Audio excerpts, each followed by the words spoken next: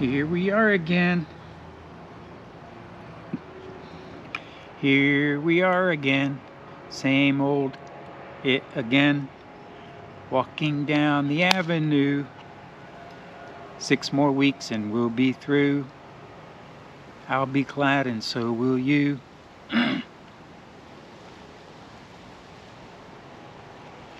See if we can stay out here today. I accidentally reset this camera. You have to go to the reset option to format the SD card, and I accidentally pressed the button that said reset camera. And instead of asking me to confirm it, I guess it did, and I just set go ahead. So I had to reconfigure my camera back all over again.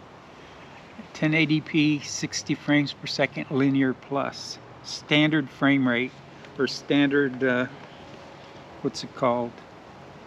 Standard, not frame rate, it's megabytes per second. How's everybody doing? See if we can stick it out here today. It is 9:55. The temperature is cool. Yesterday I came out, sat out here, I had the chair over there in the sun, because I ended up on YouTube on the importance of vitamin D, I think it's D, that you get from the sun. That supposedly the human body needs like 40,000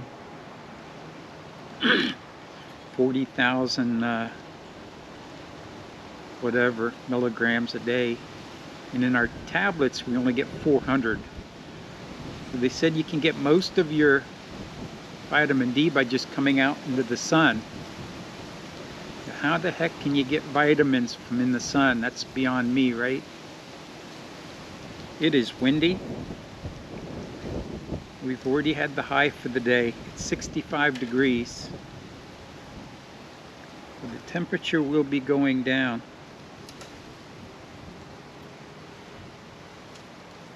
Let's see, daylight savings time is this Sunday.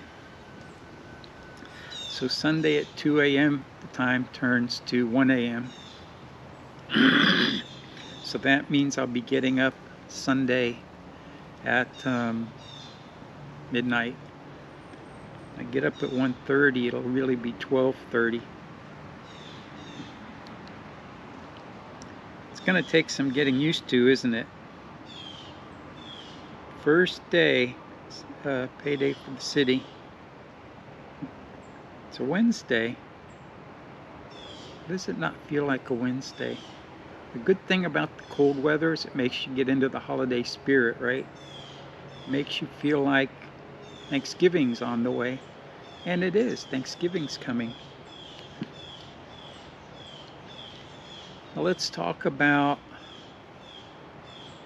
phase 1 again. Obstacle course. And there were quite a few different sections to it. The two sections that stick out in my mind is the section I mentioned yesterday, going up the cross members, the big round poles that were smooth from people rubbing their hands on them. And it was difficult, but not impossible. The other one that sticks to mind, what? Birds have just arrived from up north. They're happy. Listen to them. The snowbirds are here. They probably spent the last 2 weeks flying down, because I can't imagine how long it would take for a tiny little bird to fly all the way from like Virginia or Michigan all the way down to Florida. Somehow they do.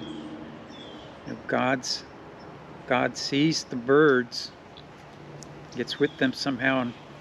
And my question is, do they get up to like 12,000 feet and they ride the winds, or what exactly do they do? no stinging ants. So the obstacle course, the second part, was a series of underground drains. It was like an old World War II city that had been abandoned, and the woods had grown up around it.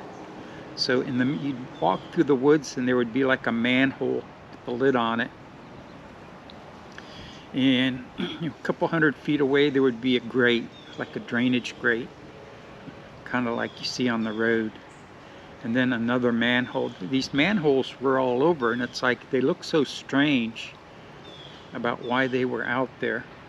Well, someone figured out as part of the obstacle course was that we should go down into those sewers and crawl through them. So this is how it went. They'd take you to a manhole. Actually, I think at the first place was a grate that they'd pulled off, so it was kind of a bigger box. And when you got down in there, there were 3 cement tubes that went off at different, the 2 sides and the one in front. And the instructor says, jump down into the hole. The larger of the tubes, the one that's in the middle, take that for 200 meters. And you'll come to a junction box, make a left. Follow that underground for 100 meters, and you'll come to another junction box that has a lid on it, and you'll make a right. Follow that tube to 200 meters, and you'll come out where the ending is. And you're like, okay, go 200. They're like, didn't you hear me the first time? Well, yes, sir. I just want to get in that hole and do it. So you get in the hole, and you start crawling through these cement pipes. And there wasn't much room, I can tell you that. If you were claustrophobic, I never thought I was claustrophobic, but I did feel claustrophobic. I felt what people feel that feel claustrophobic, because you're in this pipe and it's pitch black, and they're telling you, and you don't know what's in front of you. You're just crawling through this pipe. And you'd come to a junction box. You're trying to figure out how much 200 meters is, but it's a long ways underground, crawling through a piece of cement pipe. It was like maybe 2 feet round, 2 feet around, so there wasn't much room to wiggle. And you get to the junction box, and there's a grate up ahead, and there's somebody up there looking at you, and you're going to go to the left. I think that's what I said, right? So then you start crawling through this piece of sewer, and all of a sudden you get to a piece of pipe where it gets smaller, and you're wondering, am I going on the right? Did I take the right path? And the instructor at the beginning tells you that if you make the wrong turn, you could end up lost under there for weeks. So it starts to get smaller, and you're trying to squeeze through this pipe. This was unnerving. This was probably the worst part of all the training. And the only thing that saved me, okay, was that somehow I caught up to somebody. They tried to space you out. So I'm crawling, I hear somebody ahead of me. I thought it might have been like a raccoon or something, but no, it was a person. So I came up behind him and I touched his foot. And he first thing he says to me is, "Who's that?" And I told him. And he's like, I'm like, "Why are you here? Why aren't you moving?" He's like, "I think we took a wrong turn." "No, you're on the right path. Keep going." So I make him, what am I going to do? You can't turn around and you can't go backwards. So the only place you have to go is forward. So I'm like, "No, don't worry about it. Go straight ahead. You took the right turn." He said, "Make a right." So I followed the feet of this one guy, and we came to the next junction box. And I remembered he said, "Make a right there, or a left, or whatever." So we jumped down, and we made that right-hand turn. Each junction box has got like 3 or 4 tubes in it, and they're small. And we went down in there, and I remember him saying it was 100 meters to the next one or something. And and you can't see any light at the end of it, so you're always wondering if you're in the right section. And thank God, Father, Son, and Holy Spirit, that we had made, or I had made the right turns, because we ended up at the end of the junction and we got to crawl out. And then started to gather to go on the next section of the obstacle course. But those two things for right now stick out in my mind. The T-shaped, poles that were all smooth, that went up real high and shook. And you had to actually let go to jump up and grab the next level. I guess it develops faith in yourself. What do they call that? You develop fortitude and a trust in your own ability. And but the crawling in the sewers is not something I'd want to do again. And none of this stuff is in any of the documents that says they're going to make you do this. So I can't remember how many people. I think there were 3 that just couldn't do that. And I think one guy did get lost under there, and they had to send somebody down there to find him. It was an old World War II city that was abandoned. It's a squirrel. What do you want? What do you want? Don't come over here to me. The squirrel is coming right toward me. What are you doing? Huh? I don't have anything for you. Picked up a nut. I guess they're storing up nuts. I think that one's got a nest inside the pole barn. That's about all I'm going to talk about today. We're at 12 minutes. I'm trying to think of what else happened on the obstacle course. They had the usual rope thing, and the one where you swing from rope to rope like Tarzan. Test upper body strength. They had a real long set of monkey bars. You had to make it all the way across, and there was like razor wire and mud and water underneath you. And then there was a place where you had to crawl underneath barbed wire, like in half muddy dirt. Just stuff like that. Nothing too challenging other than those 2 that I already described. And tomorrow, if I can remember, we'll talk about survival school or survival training. And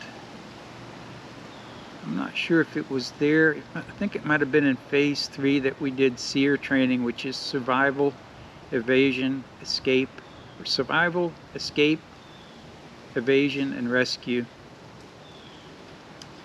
Where you, they catch you, they beat the hell out of you. They strip you naked and start beating you with palm fronds, stuff like that. So you didn't want to get caught. And I'll tell you a story about that, about how mentally you prepare for stuff like that, and how some people just can't get it through their head that their main objective is to escape. You're not going to stay there till the war's over, because chances are they'll kill you. There was a Green Beret who was captured in Vietnam. I think he got the Medal of Honor. And it goes on to say that they tortured him terribly. And in the end, because he wouldn't, they couldn't break him, they ended up killing him. I think they beheaded him. So yes, some bad things. To this day, these shoes I'm wearing are made in Vietnam. I still don't have positive views of Vietnam. All the Americans who died there gave up their life.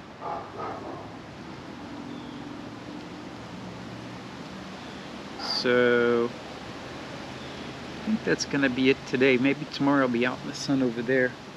When I started doing this, I think it was March. It was March of last year. So we're coming up on 1 year. I don't think I've missed maybe one day. And I almost missed yesterday because I was uploading the one from yesterday. It was almost 8 gigabytes for some reason. And took like 4 hours, and then I found out that my Spectrum internet was acting up because they texted me saying that it was down, but it was actually still up. It was just really slow. Well, then I got texted in the middle of the night saying, you know, it's back up again. So such are the best laid plans of mice and men. It's a good movie, by the way. Not the newer one, but the older one in black and white. That's the one I remember. And I do remember, I think it was in 7th or 8th grade, that we had to read that and do a report on it. Now, this was back before they had Cliff Notes, where you actually had to read the material. And To Kill a Mockingbird, short book. The key is to be able to read, to get your kids to start reading, and their minds will just open up like a flower, and they'll be able to accept all sorts of stuff. You know, I think it was when you were small, we had those word books. When you couldn't even talk, we were opening them up and saying bird, showing a picture of a bird, and we'd go bird, bird, doggy, dog, and Jenny would go doggy, doggy, doggy, mama, mama, papa. But times yet to be experienced, right? Things yet to be experienced by the younger generation. For some reason, I ended up on the Catholic Church from the 90s, mid to late 90s, when the sex abuse scandal broke, and they thought it was going to be just a handful of priests, and it turned out there were hundreds. And I think it started in Boston. You know, first it was a half dozen, and then all of a sudden it was 70 and 100 priests. You know, it just upset me to start reading about all that. And how about they still try to control people by saying, you know, it's a mortal sin by not going to church on Sunday. You know, basically, I commit myself to hell because I don't go to church on Sunday, which to me is just so much rubbish. But they do that for a reason, because they're all wrapped up in the money. And I still consider myself a Catholic, and I would go to Mass if they had one in the morning. They did away with the 7 a.m. and I'd probably go at least 2 or 3 times a week if they were doing that. I used to drive all the way to St. Joe's to go to the 7 a.m. Mass on my day off, because it was worth it to me. And then on the after Mass, I'd stop at the Walmart in the middle of town, and I'd go shopping. And then after that, I would go to the Publix. Last stop would be at the Publix on my way home. It was just a lot of fun to start the day that way. And they did away with it at COVID. They stopped doing it. But yeah, I don't know what got me started on that. And then I started thinking, well, maybe it's the devil tricking me. And if the devil wants to separate you from your faith, from your religion, from whatever. So I thought, you know, it's God's not the one that's leading me in that direction where I'm despising the Catholics and all that. That it's definitely Satan himself attacking me. So you got to realize that there's this battle going on in every human heart between good and evil. The deceiver. So yeah, pray for help in tackling the challenges that come our way spiritually. And just always remember that there are other forces at work that are trying to lead you to despair. They're going to bring up things from the past. They're going to try to irritate you, make you lose your peace. So just recognize that that's in existence, and it's something that's real. If ever you catch yourself just worrying about something, you know, start thinking to yourself, you know, is it possible I'm being tricked by the devil? And the answer usually is going to be, it's definitely possible.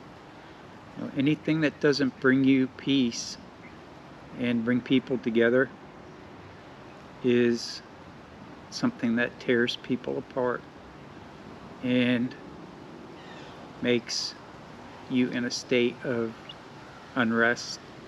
Just the opposite of what brings you together, what tears you apart.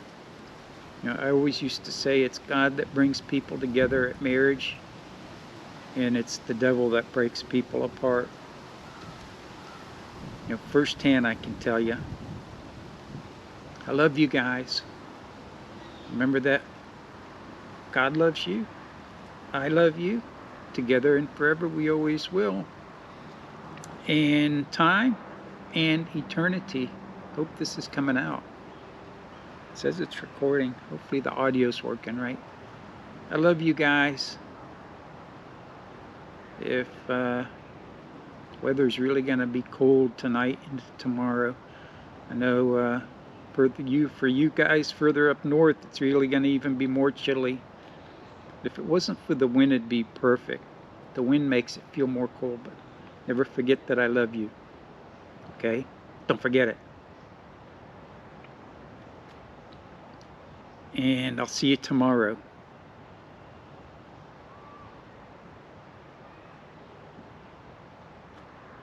You know, I can hear kids at the school across the, quarter mile away. It's because of the weather, right?